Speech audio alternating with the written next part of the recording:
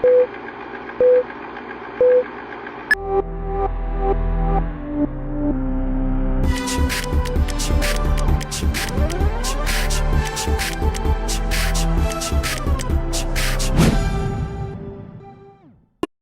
semuanya, kita jumpa lagi dalam video pembelajaran kita untuk hari ini.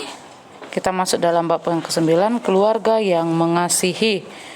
Nah, jadi di bab 9 ini bisa diperhatikan untuk literasi Alkitabnya, kita dari Yohanes 13 ayat 34 sampai 35.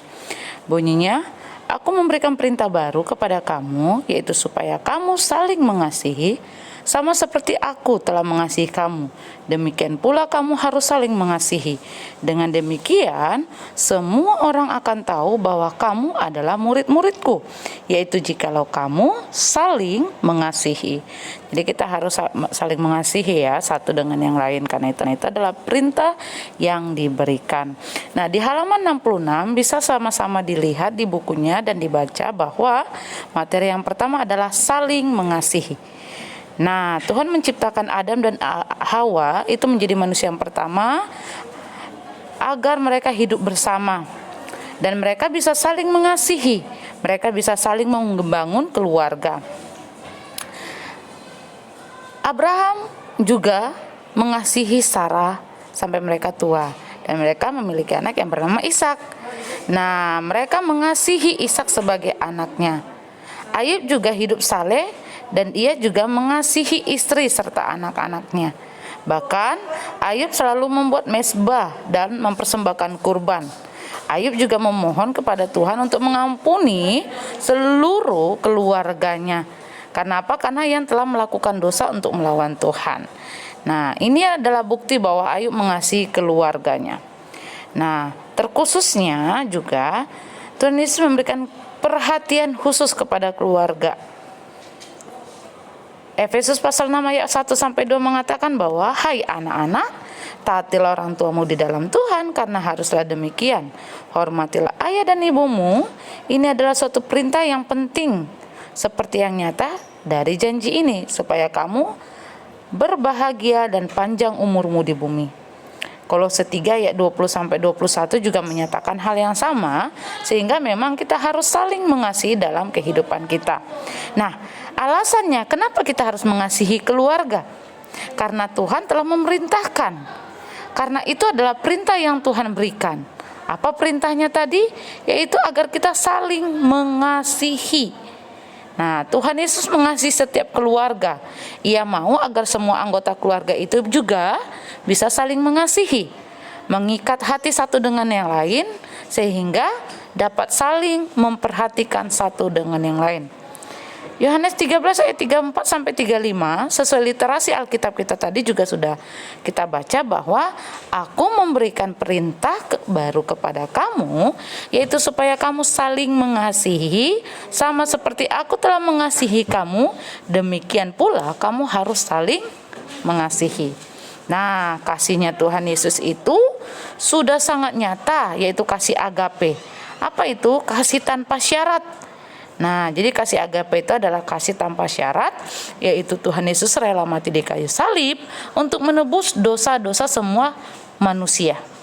Nah, Tuhan Yesus mau agar setiap manusia juga memiliki kasih agape. Apa itu? Yaitu saling mengasihi dengan tulus. Dimulai dari keluarga, baru nanti di lingkungan sekolah dan masyarakat. Nah, yang kedua, saling menolong menanggung beban. Nah, ayah, ibu, anak-anak itu akan hidup bersama di dalam keluarga. Ibu akan mengasihi, memperhatikan anak. Ayah akan bekerja untuk mencukupkan semua kebutuhan keluarga. Nah, semua anggota keluarga itu harus saling menolong. Karena apa? Karena saling membutuhkan satu dengan yang lain. Nah, apa tugas ayah, apa tugas ibu, apa tugas anak, itu harus saling tolong-menolong, sehingga dapat berjalan dengan baik, menanggung beban bersama-sama. Nah, apa manfaatnya? Apa manfaat ketika kita bisa saling menolong di dalam keluarga? Nah, dalam buku di halaman 68 juga sudah dijelaskan bahwa ada 4 manfaat ketika kita di dalam keluarga itu bisa hidup saling menolong. Pertama, pekerjaan terasa lebih ringan. Kedua, mengajarkan kita untuk mandiri. Ketiga, belajar bertanggung jawab. Dan yang keempat, merasa sepenanggungan. Nah, ibu menolong anaknya menyediakan makanan dan minuman. Anak-anak juga dapat merapikan tempat tidur atau merapikan alat-alat bermainnya, atau bisa juga membantu menyapu halaman, lantai, dan banyak lagi. Nah, bertolong-tolonglah menanggung bebanmu. Demikianlah kamu memenuhi hukum Kristus. Itu tertulis dalam Galatia 6 ayat 2. Jadi, orang yang suka menolong itu akan melakukan kebaikan dan taat sehingga melakukan perintah yang sudah diberikan. Oke? Nah, di halaman 68 ada beberapa soal latihan. Nah, yuk kita simak bareng-bareng. Yang pertama, tuliskan apa saja yang kamu lakukan untuk menolong ayah dan ibu. Nah, kira-kira apa yang sudah pernah dilakukan untuk menolong ayah atau menolong ibu?